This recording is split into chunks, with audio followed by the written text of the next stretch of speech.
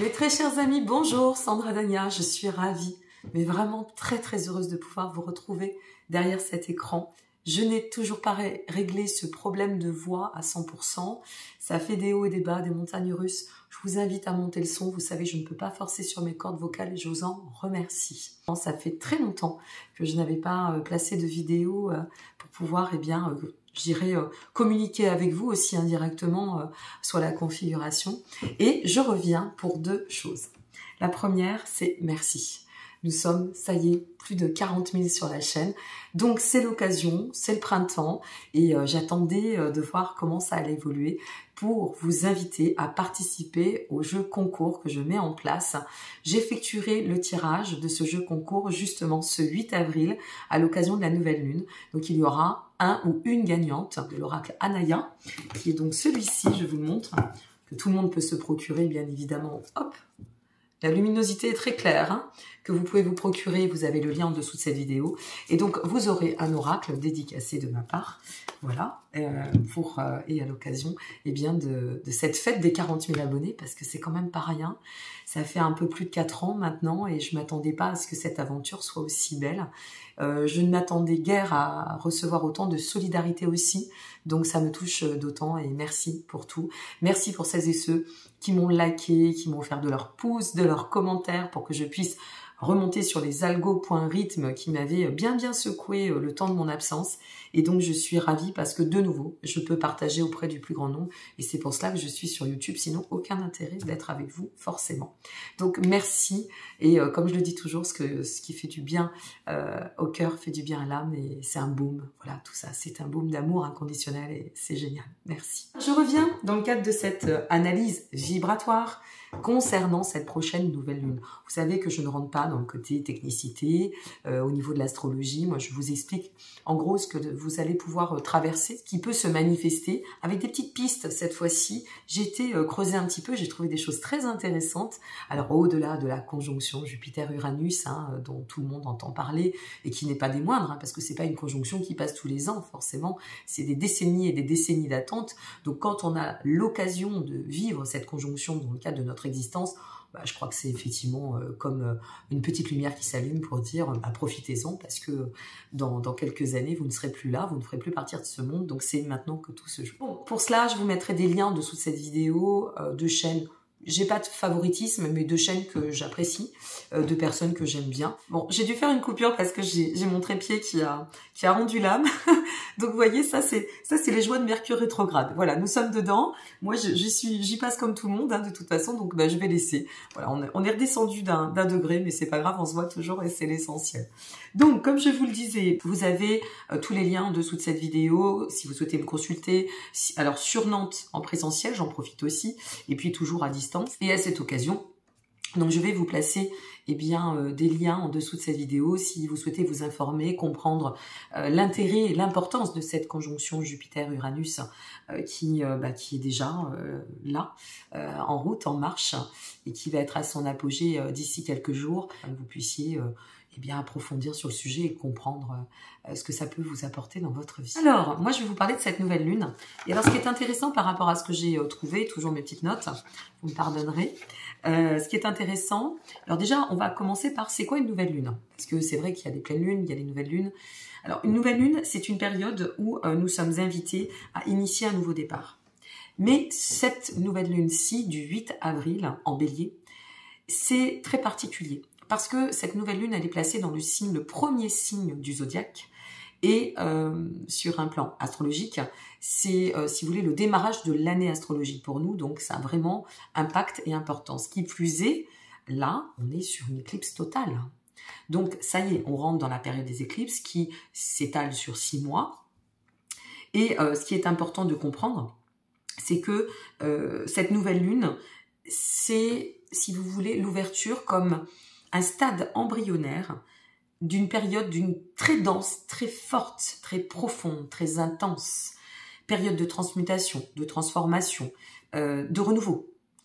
Et cette lune est entre autres, alors je ne vais pas faire les configurations une fois de plus, vous irez voir chez mes consoeurs et mes confrères, là vous allez avoir de tout ce qu'il vous faut, mais juste comment vous pourriez vous ressentir. Il y a une forme, cette nouvelle lune, moi je l'assimile à la carte du tarot qui est la grande prêtresse. Alors, la grande prêtresse et la force. Si vous aimez le tarot, vous allez regarder un petit peu ce que ça peut vouloir dire. La grande prêtresse, pourquoi? Parce que la grande prêtresse, si vous voulez, elle est pourvue de spiritualité, d'ouverture à la créativité. C'est une forme de révélation, d'éveil. La force, c'est très dynamique, très équilibré, et ça nous ramène à une grande maîtrise de nous-mêmes. C'est pour ça que quand je pense à cette nouvelle lune, je pense à ces deux cartes du tarot, je les assimile à cette nouvelle lune, et on imagine que ces deux énergies sont conjointes. Ça nous donne quoi? En plus, en période de Mercure rétrograde, j'y viens après, on va y aller étape par étape. Ça nous donne une possibilité absolument géniale, qui plus est, avec cette nouvelle lune qui est conjointe à Chiron. Chiron, planète la guérisseuse, d'accord? C'est le grand guérisseur, Chiron. Donc, ça nous donne la possibilité et ça nous invite, avec tout ce plein d'énergie qui est transmis, qui est offert par le signe du Bélier, ça nous donne cette possibilité de pouvoir passer à l'action. C'est un temps d'action, c'est un temps de mouvement pour, eh bien, en fait, initier le renouveau dans notre vie. Mais pas n'importe quel renouveau, mes amis. Ce renouveau, ça impacte aussi dans nos profondeurs. On a un aspect avec la lune noire qui, moi, va me faire vous dire, ok, n'hésite pas. Prends le temps de bien réfléchir à ce que tu souhaites changer ou finaliser en termes de guérison ou transformer intérieurement. Prends ce temps, grâce à la période de Mercure rétrograde, va jusqu'au terme de cette introspection. Ça, c'est sage et important. Mais une fois que tu te sens vraiment aligné dans cette cohérence entre ce que tu penses, ce que tu exprimes et ce que tu vas acter, tu es sur le bon chemin.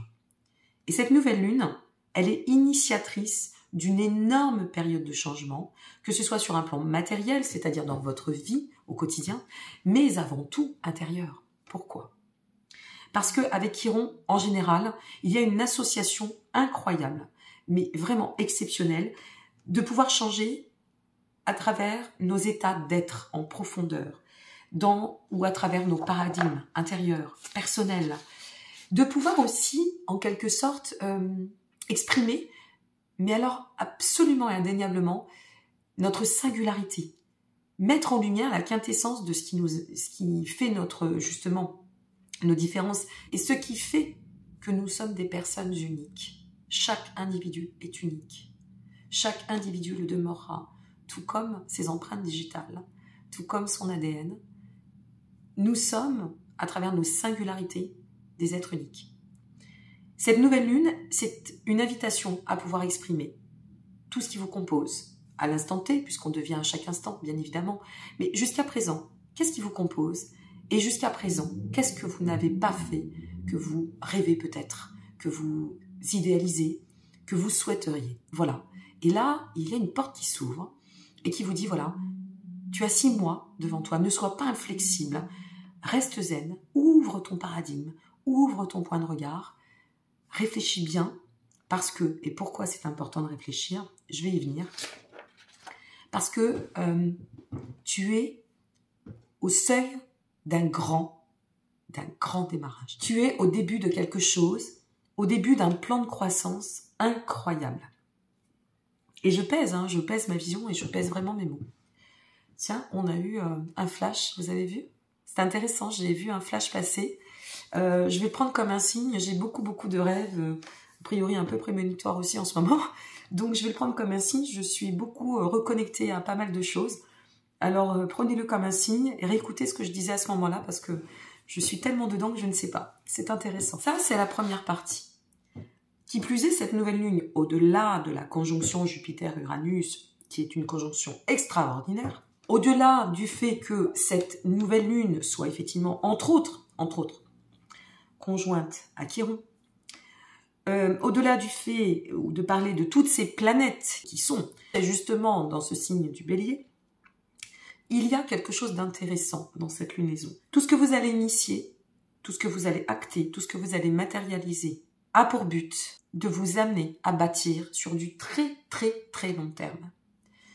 Donc, il est important de conscientiser, d'agir en conscience, de bien réfléchir à ce qu'on va justement matérialiser et incarner, parce que il faut pas se louper en quelque sorte. Alors oui, je vous mets un petit peu de pression en vous disant ça. Bah, tant mieux, ça vous permettra de réfléchir d'autant.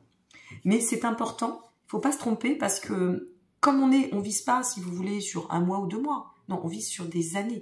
Là, je vous parle de décennies. Ce que vous allez construire, c'est sur des années. Alors, peut-être vous faudra-t-il un peu de temps, et certainement pour atteindre vos objectifs, affiner vos projets, faire preuve aussi d'un peu de patience. Attention, bélier, impulsivité, ne soyez pas impulsif. Gardons mesure. On ne construit pas. Le signe du bélier, c'est un signe passionné. C'est un signe ultra énergique, ultra dynamique. Mercure rétrograde, si on va trop vite, on peut se planter. Donc, prenez soin de poser vos pensées, de poser vos plans, de redéfinir vos actes s'il le faut, de prendre ce temps, de ne pas inverser la tendance et d'aller vraiment dans le sens de la construction. Vous êtes ici, sur le chemin des bâtisseurs. C'est une trajectoire incroyablement puissante qui s'offre à nous toutes et tous. J'y passe aussi.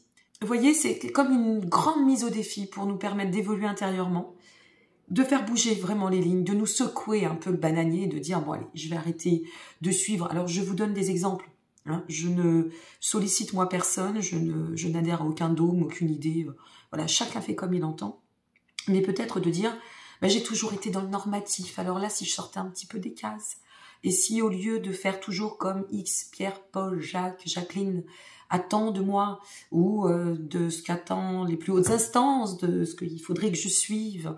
Alors là, c'est mon côté verso qui parle, hein, les versos comprendront, d'agir, mais avec mon propre, hein, ma propre gouverne, ma propre vision, mon propre chemin, ma trajectoire. Si je le faisais là, si j'osais, il y a pas très longtemps, je vais vous donner ça, mais je crois que c'est important. Il n'y a pas très longtemps, je discutais avec mon compagnon et je disais, tu vois, j'ai aucun regret dans ma vie. J'ai pas de regret très lourd, très fort. Non, j'ai pas de regret parce que tout ce que j'ai vécu et aussi complexe soit la vie parfois, c'est ce qui m'a amené à être cette personne d'aujourd'hui en devenir et en grandissant et qui évolue à chaque instant. Mais par contre, j'ai un regret, c'est de ne pas avoir assez osé dans ma vie. Alors dorénavant, j'ose. J'ose renouveler, j'ose explorer. Et puis bah, peut-être que ce sera pas bon, mais c'est pas grave, au moins, je saurai. Eh bien, c'est un peu ça, cette initiation. C'est un nouveau départ, osez. Osez vous ouvrir à la créativité. Osez vous faire confiance. Osez exploiter vos ressources intérieures. Osez vous lancer dans vos projets. Osez incarner ce que vous désirez, sans pour autant partir dans des sphères complètement luluberlues, neptuniennes. Non, il faut que ce soit bien cadré. Il est nécessaire pour poser les bonnes fondations. C'est pas un il faut pression. Mais par contre, voilà, si on veut tendre à l'expansion, on fait pas la petite semaine, on fait pas avec du réchauffé, on fait pas selon comme nous voulons si la vie nous montre que c'est pas la direction. Oser, mais tout en sagesse et tout en structure, poser une structure. Elle peut, forcément, cette lunaison, elle est en bélier, elle est conjointe, fallait bien qu'elle nous fasse un bug. Mercure rétrograde continue, ça a coupé donc je reprends. Elle est donc, cette nouvelle lune en bélier conjointe à Chiron. Alors oui, ça va swinguer un petit peu, oui, ça va bousculer dans les chaumières. Alors dans les chaumières intérieures, hein, aussi, pas que dans les chaumières, ça pourrait aussi, d'ailleurs. On pourrait initier certaines fractures avec le passé. Donc le passé, c'est passé. Hein. Tout ce qui est passé, je vous le répète, symboliquement et matériellement, c'est mort. Donc on fait pas... comment on peut construire avec un passé? Tiens, je vous pose la question. C'est intéressant. Alors je vais construire et je prends mon passé sous le bras. Ah oui, super, ok, tu veux construire quoi? De beau, de novateur, de bien solide, si tu prends les effritements du passé. Non, tire-en leçon, apprentissage, ok. Et après, laisse le passé où il est. Le passé, c'est comme les ex, ça doit rester au placard. Voilà. Ça, je dis rien, ça vous fera marrer. Je sais que ça en fera marrer quelques-uns derrière l'écran. Donc, tout ce qui est passé doit rester au passé. On structure sur le nouveau. À chaque instant, j'enfante mon devenir. Par chaque décision que je prends, je permets de matérialiser ce devenir. Et donc, à partir de là, eh bien, je peux aller de l'avant. Je peux initier un nouveau départ. Je peux, et je le dois, pour ne pas avoir de regrets, oser me permettre d'exprimer qui je suis, de pouvoir mettre en lumière ces ressources intérieures, ou peut-être aussi créatives, artistiques, ou que sais-je, que je n'aurais pas osé jusqu'à présent, eh bien, montrer au monde, tout simplement. C'est une lunaison qui, de toute façon, plus vous allez agir avec lucidité, organisation, structure, plus loin vous irez. Plus vous prendrez sagesse et patience, je sais que pour tous les signes, c'est pas simple, d'accord, mais plus vous irez loin.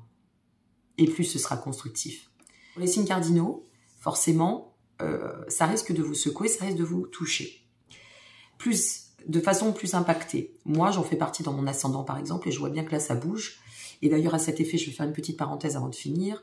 Pour les consultations dorénavant en présentiel sur Nantes, mes amis, en complément des consultations à distance, mais comme j'ai repris une carrière professionnelle, je ne consulte plus que 3 après-midi par semaine. Donc, ce qui à peu près représente, allez, on va dire une 8aine de rendez-vous par semaine.